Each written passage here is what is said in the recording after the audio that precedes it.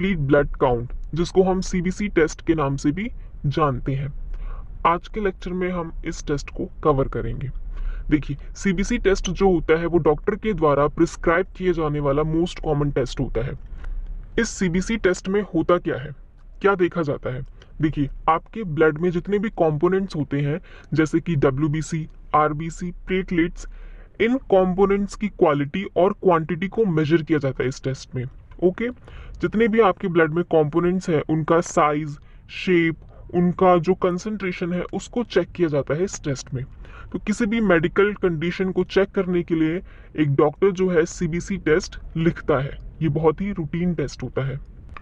CBC test की report में जो जो पैरामीटर्स आपको नॉर्मली देखने को मिलते हैं वो है haemoglobin, TLC count, DLC count, RBC count, PCV, MCV, MCH, MCHC, platelet, RDW, MPV, PDW और पीसीटी। तो सीबीसी के इन सभी पैरामीटर्स को हम आज के लेक्चर में कवर करेंगे। तो चलिए शुरू करते हैं। सबसे पहले बात करते हैं एचबी की, हीमोग्लोबिन जिसको कहा जाता है। इसका मेन फंक्शन क्या होता है? देखिए, जो हीमोग्लोबिन होता है वो ऑक्सीजन और कार्बन डाइऑक्साइड का ट्रांसपोर्ट करता है। कैसे? देखिए, जो भी हम ऑक्सीजन इनहेल करते हैं वो ऑक्सीजन लंग्स में जाता है।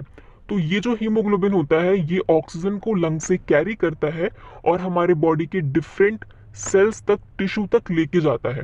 ओके, साथ ही साथ सेल्स में, टिश्यू में जो भी कार्बन डाइऑक्साइड है उसको भी हीमोग्लोबिन कैरी करता है और लंग्स तक लेके आता है और फिर वो कार्बन डाइऑक्साइड को हम एक्सहेल करते हैं, यानी कि बाहर निकालते हैं। तो जो हीमोग्लोबिन होता है, क्या मेन फंक्शन है उसका? ऑक्सीजन का और कार्बन डाइऑक्साइड का ट्रांसपोर्ट करता है हीमोग्लोबिन हमारी बॉडी में। ओके, तो अगर हम हीमोग्लोबिन के नॉर्मल रेंज की बात करें तो एक मेल में हीमोग्लोबिन की जो नॉर्मल रेंज होती है वो 13 से 16 mg पर डेसीलीटर होती है और फीमेल में इसकी नॉर्मल रेंज होती है 12 से लेके 15 mg पर डेसीलीटर तक। बट अगर मेल में 17 mg पर डेसीलीटर से ज़्यादा और फीमेल्स में 16 mg पर डेसीलीटर से ज़्यादा हीमोग्लोबिन की रेंज हो जाए तो इस कंडीशन को हम बोलते हैं पॉलीसाइथीमिया। और अगर किसी मेल में 12 mg पर डेसीलीटर से कम और फीमेल में 11 mg पर डेसीलीटर से कम हीमोग्लोबिन हो जाए तो इस कंडीशन को हम बोलते हैं अनीमिया। ये जो रेंज मैं आपको बता रही हूँ और आगे जो बताऊंगी आपको नॉर्मल रेंजेस, ये आपको अलग अलग जगह पे थोड़ी बहुत चेंज मिल सकती है क्योंकि ये लैब टू लैब वेरी करती है। ओके, फर्स्ट पैरामीटर क्या था हमारा? हीमोग्लोबिन, जिसको हमने कंप्लीट किया। सेकंड जो पैरामीटर है वो है टीएलसी, टोटल ल्यूकोसाइट काउंट, जिनको डब्ल्यूबीसी काउंट भी कहा जाता है। तो ये जो वाइट ब्लड सेल्स होते हैं ये हमारे बॉडी के गार्ड होते हैं। कैसे? जो भी बाहर के फॉरेन पार्टिकल्स होते हैं, जो पैथोजेंस होते हैं, माइक्रो ऑर्गेनिज्म होते हैं, जो हमारे बॉडी में जाके इन्फेक्शियस डिजीज कॉज करते हैं, उनसे ये डब्ल्यूबीसी हमको प्रोटेक्ट करता है और हमें बीमार होने से बचाता है।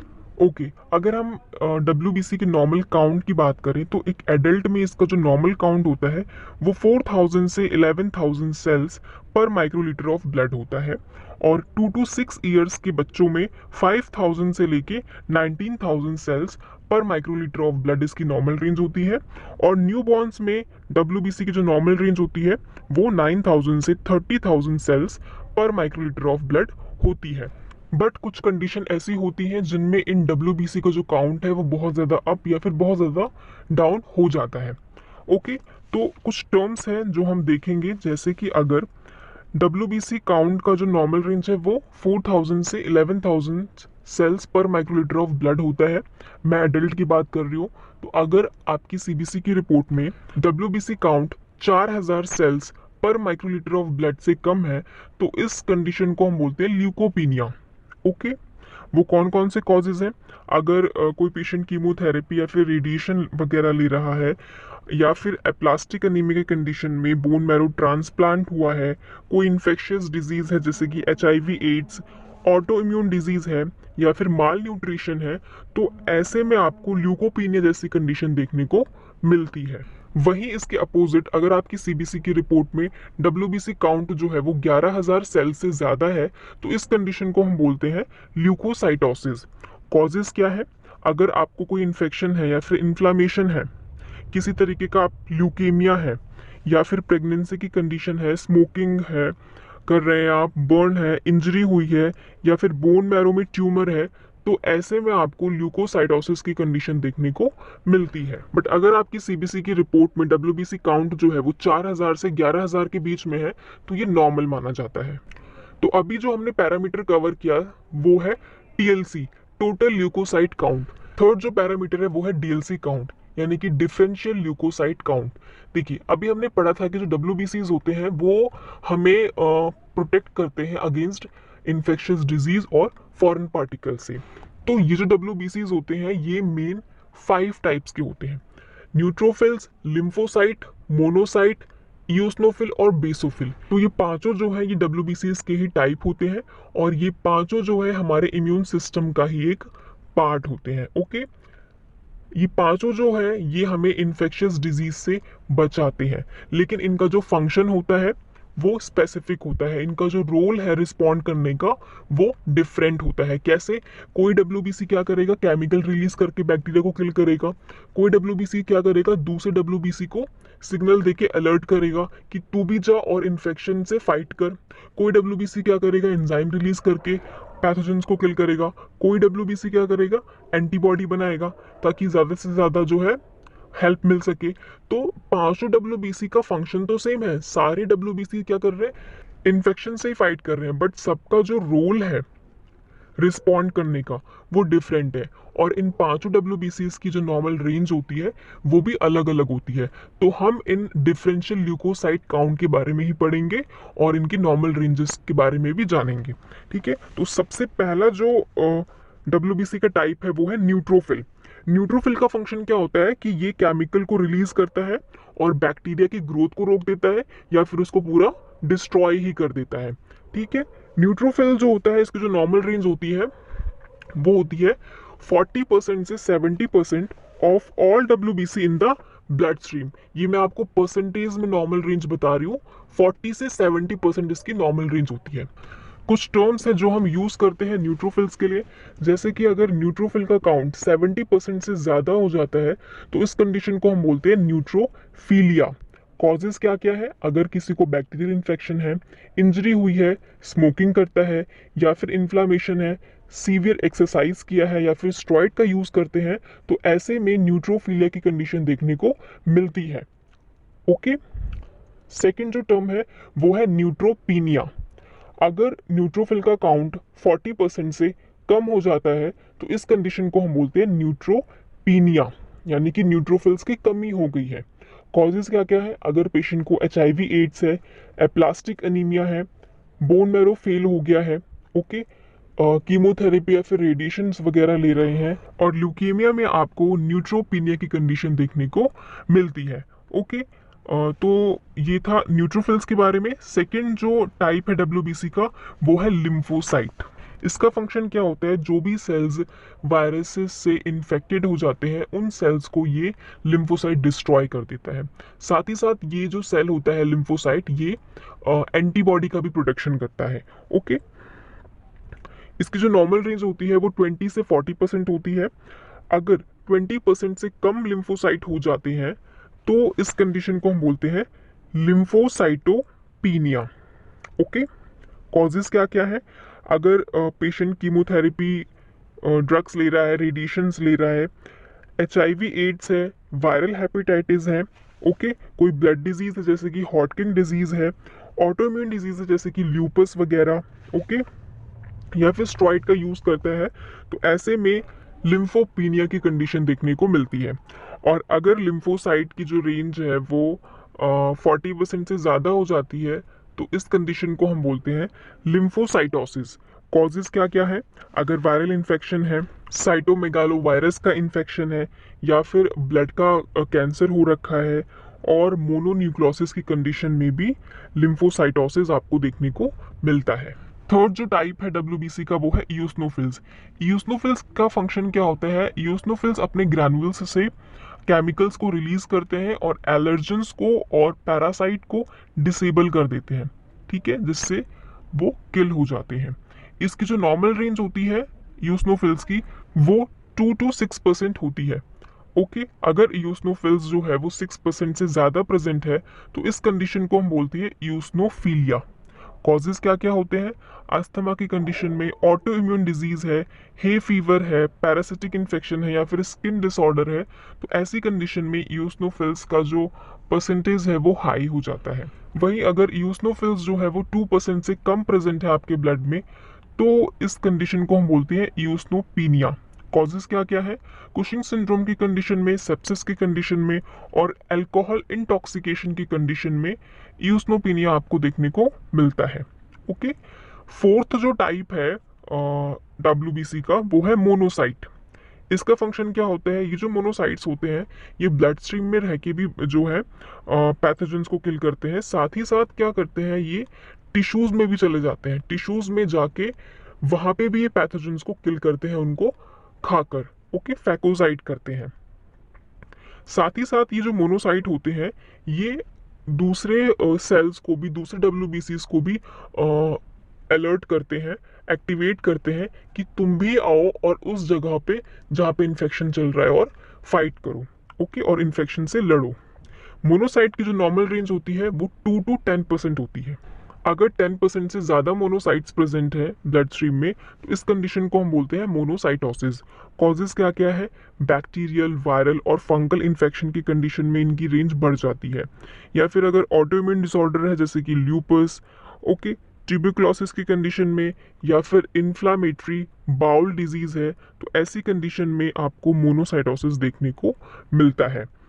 और दूसरी तरफ अगर मोनोसाइट्स का जो परसेंटेज है वो 2% से कम हो जाए, तो इस कंडीशन को हम बोलते हैं मोनोसाइटोपीनिया। कॉजेज क्या क्या है? अगर पेशेंट कीमोथेरेपी ड्रग्स ले रहा है, रेडिएशंस वगैरह ले रहा है, या फिर बोन मैरो में डिसऑर्डर है, HIV एड्स है या फिर सेप्सिस है, तो ऐसे में आपको मोनोसाइटोपीनिया की कंडीशन देखने को मिलती है। फिफ्थ जो टाइप है डब्ल्यूबीसी का, वो है बेसोफिल्स।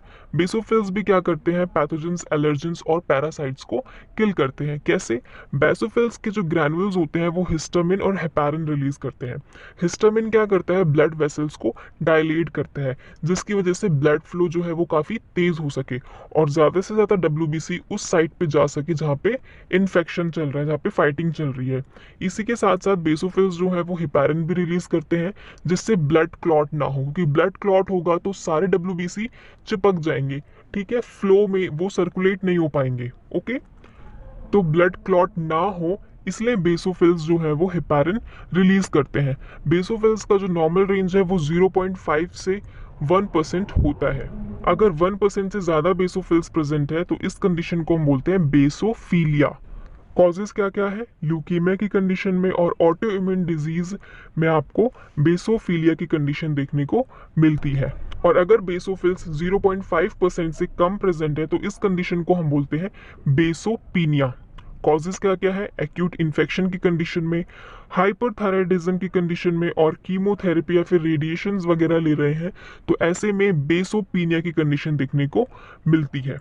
ओके, ये जो अभी हमने कवर किया, ये था DLC count, differential leukocyte count. मैंने जो अभी आपको डीएलसी की नॉर्मल रेंजेस बताई थी वो थी परसेंटेज में, और ये है सभी डिफरेंशियल ल्यूकोसाइट का एब्सोल्यूट काउंट। इनकी ये है नॉर्मल रेंजेस एब्सोल्यूट काउंट में। इसे आप निकालेंगे कैसे? देखिए, अगर फॉर एग्जांपल मुझे पता है मेरा न्यूट्रोफिल जो है 50% है, ओके, और टोटल डब्ल्यूबीसी काउंट जो है वो है 6000, तो जो पर्टिकुलर डब्ल्यूबीसी काउंट है परसेंटेज में, उसको टोटल डब्ल्यूबीसी से मल्टीप्लाई कर देना है। ओके, तो आपका जो एब्सोल्यूट काउंट है वो निकल के आ जाएगा। ये है इसका कैलकुलेशन। इस कैलकुलेशन से आप पर्टिकुलर डब्ल्यूबीसी काउंट का एब्सोल्यूट काउंट जो है वो निकाल सकते हैं। नेक्स्ट जो पैरामीटर है वो है आरबीसी काउंट, जिसको रेड ब्लड सेल्स और इरिथ्रोसाइट्स के नाम से भी जानते हैं। जो रेड ब्लड सेल्स होते हैं यानी कि आरबीसी, ये एक स्पेशल प्रोटीन कंटेन करते हैं जिसको हम हीमोग्लोबिन बोलते हैं।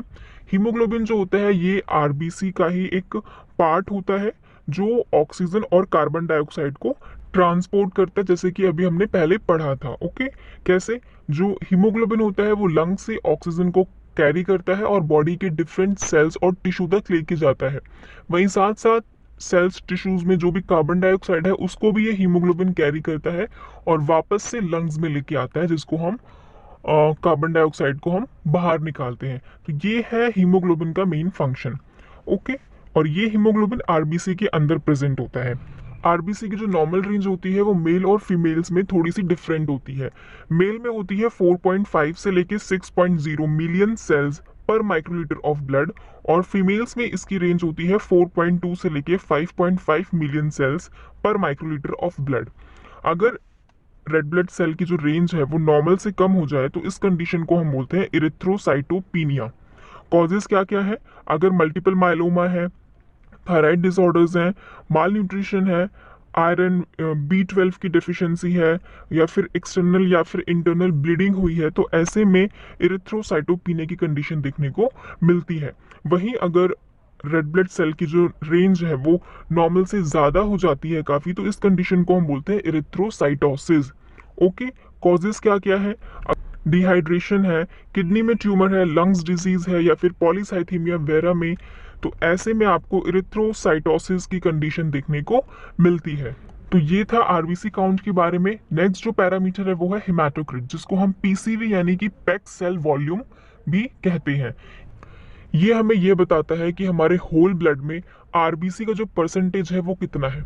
आपने ब्लड कॉम्पोजिशन में पढ़ा होगा कि जो ब्लड है उसमें एक फ्लूइड पार्ट प्रेजेंट होता है और एक सेलुलर पार्ट प्रेजेंट होता है। फ्लूइड पार्ट जिसमें प्लाज्मा आता है और वो 55% प्रेजेंट होता है, और सेलुलर पार्ट जिसमें प्लेटलेट, डब्ल्यूबीसी और आरबीसी आते हैं और वो 45% प्रेजेंट होते हैं। तो सीबीसी की रिपोर्ट में पीसीवी यही बताता है कि आपके होल ब्लड में जो सेलुलर पार्ट है, मेनली आरबीसी, वो कितने परसेंटेज में प्रेजेंट है। तो एक मेल में पैक सेल वॉल्यूम की जो नॉर्मल रेंज होती है वो 41 से 50% होती है, और फीमेल में इसकी नॉर्मल रेंज होती है 36 से 48% तक। अगर आपकी सीबीसी की रिपोर्ट में जो एमसीवी है वो लो है, तो ये अनीमिया की कंडीशन में देखने को मिलता है, जैसे कि sickle cell anaemia, iron deficiency anaemia, folate level कम है, विटामिन B12 की डेफिशिएंसी है, या फिर बोन मैरो डिसऑर्डर है। और अगर आपकी सीबीसी की रिपोर्ट में पीसीवी जो है वो हाई है नॉर्मल से, तो ये कौन सी कंडीशन में देखने को मिलता है? पॉलीसाइथीमिया है, डिहाइड्रेशन है, अगर लंग डिजीज है, हार्ट डिजीज है, तो ऐसे में आपका जो हिमेटोक्रिट है वो हाई रहता है। नेक्स्ट पैरामीटर है एमसीवी, जिसको मीन सेल वॉल्यूम या फिर मीन कॉर्पस्कुलर वॉल्यूम भी कहते हैं। एमसीवी ये बताता है कि आपके ईच रेड ब्लड सेल का एवरेज साइज कितना है। ओके, ये है एमसीवी को कैलकुलेट करने का फॉर्मूला। एमसीवी की जो नॉर्मल रेंज होती है वो 80 से 100 फेम्टोलीटर होती है। अगर एमसीवी की जो रेंज है वो नॉर्मल है, इसका मतलब कि जो आरबीसी है वो नॉर्मल साइज के हैं, यानी नॉर्मोसाइट्स हैं। और अगर एमसीवी लो है, यानी कि 80 फेम्टोलीटर से कम है एमसीवी की वैल्यू, इसका मतलब कि जो रेड ब्लड सेल है उनका साइज बहुत छोटा है, वो माइक्रोसाइट्स हैं। तो ये जो है मेनली आयरन डेफिशिएंसी एनीमिया की कंडीशन में और थैलेसीमिया की कंडीशन में देखने को मिलता है। और अगर आपकी एमसीवी की जो वैल्यू है वो हाई है, यानी कि 100 फेम्टोलीटर से ज़्यादा है, तो ऐसे में आपके आरबीसी का जो साइज है वो नॉर्मल से बहुत बड़ा है, यानी कि मैक्रोसाइट है वो। ओके, तो ये जो है B12 की डेफिशिएंसी और फॉलिक एसिड की डेफिशिएंसी में आपको एमसीवी जो है हाई देखने को मिलता है। नेक्स्ट पैरामीटर है एमसीएस, जिसको मीन सेल हीमोग्लोबिन या फिर मीन कॉर्पुस्कुलर हीमोग्लोबिन के नाम से भी हम जानते हैं। एमसीएस जो होता है ये बताता है कि आपके एक रेड ब्लड सेल में हीमोग्लोबिन का एवरेज अमाउंट कितना है। ओके, एक आरबीसी के अंदर कितना हीमोग्लोबिन प्रेजेंट है, ये एमसीएच बताता है। एमसीएच को कैलकुलेट करने का जो फॉर्मूला है वो ये है स्क्रीन पे। एमसीएच की जो नॉर्मल रेंज होती है वो 27 से 33 पिकोग्राम होती है। ओके, अगर एमसीएच का लेवल नॉर्मल से ज़्यादा है, उसकी रेंज नॉर्मल से हाई है, तो ये विटामिन B12 की डेफिशिएंसी और फॉलिक एसिड की डेफिशिएंसी में देखने को मिलता है। और अगर एमसीवी की जो रेंज है वो नॉर्मल से कम है, तो ये आयरन डेफिशिएंसी अनीमिया और थैलेसीमिया की कंडीशन में देखने को मिलता है। नेक्स्ट पैरामीटर है एमसीएचसी, जिसको मीन सेल हीमोग्लोबिन कंसंट्रेशन कहा जाता है। एमसीएचसी हमें ये बताता है कि पूरे पैक्ड रेड सेल में एवरेज हीमोग्लोबिन का कंसंट्रेशन कितना है। ओके, एमसीएचसी को कैलकुलेट करने का फॉर्मूला ये है। एमसीएचसी की जो नॉर्मल रेंज होती है वो 33 से 35 ग्राम पर डेसीलीटर होती है। अगर एमसीएचसी लो है तो ये आयरन डेफिशिएंसी एनीमिया की कंडीशन में देखने को मिलता है, और अगर एमसीएचसी हाई है तो ये विटामिन बी 12 की डेफिशिएंसी और लीवर डिजीज की कंडीशन में देखने को मिलता है। नेक्स्ट पैरामीटर है प्लेटलेट। प्लेटलेट भी ब्लड का ही कंपोनेंट होता है। क्या फंक्शन होता है प्लेटलेट का? प्लेटलेट जो है ब्लड को क्लॉट करता है और ब्लड को लॉस होने से प्रिवेंट करता है। कैसे? कहीं पे भी अगर हमारे हाथ पे या कहीं भी बॉडी में कहीं कट लग जाता है तो वहां से खून निकलने लगता है, ब्लीडिंग होने लगती है, लेकिन कुछ टाइम के बाद आप देखते हैं कि वो ब्लीडिंग स्टॉप हो जाती है। किसकी वजह से? प्लेटलेट की वजह से। प्लेटलेट जो है उस जहाँ पे कट लगा है वहां पे इंजरी साइड पे आते हैं और ब्लड को क्लॉट करते हैं ताकि ब्लड जो है वो लॉस ना हो। प्लेटलेट की जो नॉर्मल रेंज होती है वो 1.5 लाख से 4.5 लाख सेल्स पर माइक्रोलीटर ऑफ ब्लड होती है। अगर प्लेटलेट 1.5 लाख से कम हो जाए तो इस कंडीशन को हम बोलते हैं थ्रोम्बोसाइटोपिनिया। ऐसे में एबनॉर्मल ब्लीडिंग भी होने लगती है। और कॉजेस क्या क्या है? और अगर बोन मैरो में डिसऑर्डर है या फिर कोई वायरसेस की वजह से, जैसे कि डेंगू, चिकन पॉक्स, मम्स की वजह से, ऐसे में जो प्लेटलेट काउंट है वो डिक्रीज हो जाता है। अगर किसी को एड्स है तो ऐसे में भी जो प्लेटलेट काउंट है वो डिक्रीज हो जाता है। हेरिडिटरी की वजह से भी ऐसा हो सकता है, और एप्लास्टिक एनीमिया की कंडीशन में भी जो प्लेटलेट काउंट है वो डिक्रीज हो जाता है। ओके, वहीं अगर प्लेटलेट काउंट 4.5 लाख से ज्यादा है तो इस कंडीशन को हम बोलते हैं थ्रोम्बोसाइटोसिस। कॉजेस क्या क्या है? अगर किसी तरीके का आपको कैंसर है, जैसे कि लंग्स कैंसर है, ब्रेस्ट कैंसर है, ओवरियन कैंसर है, लिम्फोमा है, तो ऐसे में प्लेटलेट काउंट बहुत इंक्रीज हो जाता है। या फिर आयरन डेफिशिएंसी एनीमिया है, हिमोलिटिक एनीमिया है, स्प्लेन जो है वो रिमूव हो चुका है, या फिर कोई मेडिसिन जो है वो रिएक्शन कर गई है, तो ऐसे में भी प्लेटलेट काउंट जो है वो इंक्रीज हो जाता है। नेक्स्ट जो पैरामीटर है वो है आरडीडब्ल्यू, जिसको रेड सेल डिस्ट्रीब्यूशन विड्थ भी कहते हैं। सीबीसी की रिपोर्ट में आपको 2 टाइप्स के आरडीडब्ल्यू देखने को मिलेंगे। एक होगा आरडीडब्ल्यू सीवी, जिसको red cell distribution width coefficient of variation कहा जाता है, और दूसरा है आरडीडब्ल्यू एसडी, जिसको red cell distribution width standard deviation कहा जाता है। जो आरडीडब्ल्यू सीवी होता है वो डिस्ट्रीब्यूशन कर्व की विड्थ और मीन सेल साइज यानी कि एमसीवी दोनों की कैलकुलेशन पे बेस्ड होता है। जिसका कैलकुलेशन होता है, it is calculated by dividing the standard deviation of the mean cell size by MCV of red cell and multiply by 100 to convert to a percent. और आरडीडब्ल्यू सीवी की जो normal range होती है वो percentage में होती है, यानी कि 11.5% टू 14.5% तक। और जो RDWSD होता है वो फेमटोलीटर में आरबीसी डिस्ट्रीब्यूशन कर्व की विड्थ का एक्चुअल मेजरमेंट होता है, और डिस्ट्रीब्यूशन कर्व की विड्थ को उस पॉइंट पर मेजर किया जाता है जो बेस लाइन से 20% ऊपर होता है। RDWSD को हम फेमटोलीटर में मेजर करते हैं। इसकी जो नॉर्मल रेंज होती है वो 40 टू 55 फेमटोलीटर होती है। तो RDW हमें यही बताता है कि हमारे सर्कुलेशन में आरबीसी के साइज में कितना वेरिएशन है। आरबीसी का जो नॉर्मल साइज होता है वो 7 माइक्रोन मीटर होता है। तो अगर सर्कुलेशन में सारे red blood cells same size के होंगे तो आरडीडब्ल्यू भी नॉर्मल होगा। ओके, बट अगर सर्कुलेशन में जो रेड ब्लड सेल्स हैं उनके साइज में बहुत ज़्यादा वेरिएशन है, यानी कि कुछ बहुत बड़े हैं साइज में, कुछ बहुत छोटे हैं साइज में, तो ऐसे में आरडीडब्ल्यू जो है वो हाई हो जाएगा। तो हाई आरडीडब्ल्यू जो है वो मेनली न्यूट्रिशनल डेफिशिएंसी एनीमिया की कंडीशन में देखने को मिलता है, जैसे कि iron deficiency anaemia, megaloblastic anaemia, haemolytic anaemia. Okay, और लो आरडीडब्ल्यू का कोई मतलब होता नहीं है, हम सिर्फ नॉर्मल आरडीडब्ल्यू और हाई आरडीडब्ल्यू को ही देखते हैं। देखिए, जो आरबीसी का साइज है वो मेनली एमसीवी और आरडीडब्ल्यू ही बताता है, और एमसीवी और आरडीडब्ल्यू जो है वो अनीमिया को आइडेंटिफाई करने के लिए यूज किया जाता है। जैसे कि लो एमसीवी और नॉर्मल आरडीडब्ल्यू आपको अनीमिया ऑफ क्रॉनिक डिजीज और अल्फा और बीटा थैलेसीमिया की कंडीशन में देखने को मिलता है। वहीं लो एमसीवी और high RDW iron deficiency anaemia और सीकल सेल एनीमिया की कंडीशन में देखने को मिलता है। वहीं हाई एमसीवी और नॉर्मल आरडीडब्ल्यू आपको एप्लास्टिक एनीमिया और क्रॉनिक लीवर डिजीज की कंडीशन में देखने को मिलता है। इसके अलावा हाई एमसीवी और हाई आरडीडब्ल्यू विटामिन B12 की डेफिशिएंसी, फॉलेट लेवल की डेफिशिएंसी और हीमोलिटिक अनीमिया की कंडीशन में देखने को मिलता है। वहीं हाई RDW और normal MCV iron deficiency anaemia, vitamin B12 deficiency और फॉलेट लेवल की डेफिशिएंसी में देखने को मिलता है। एक चीज यहाँ पे याद रहे कि जो MCV होता है वो ईच रेड ब्लड सेल का साइज बताता है कि एक RBC का एवरेज साइज कितना है।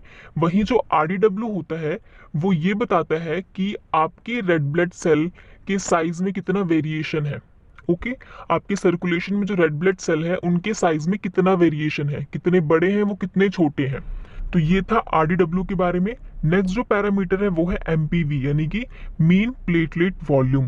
तो CBC की रिपोर्ट में MPV हमें ये बताता है कि आपके प्लेटलेट का एवरेज साइज कितना है।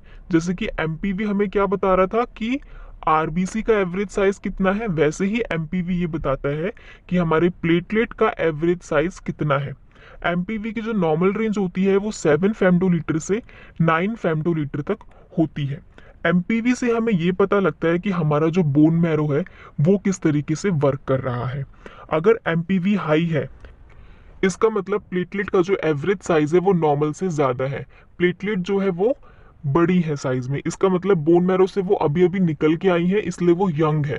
इसका मतलब जो बोन मैरो है वो ठीक से फंक्शन कर रहा है। वहीं दूसरी तरफ अगर CBC की रिपोर्ट में MPV लो है इसका मतलब कि जो प्लेटलेट का साइज है वो बहुत छोटा है।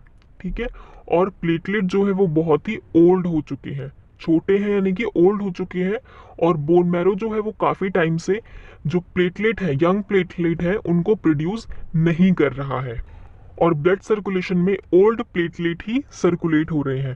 तो लो MPV के क्या कॉजेज हैं? अगर एप्लास्टिक अनीमिया है, बोन मैरो फेल हो चुका है, ऑटो इम्यून डिजीज है, कीमोथेरेपी या फिर रेडिएशन वगैरह ले रहे हैं, या फिर अगर आयरन डेफिशिएंसी अनीमिया है तो ऐसे में MPV लो हो जाता है।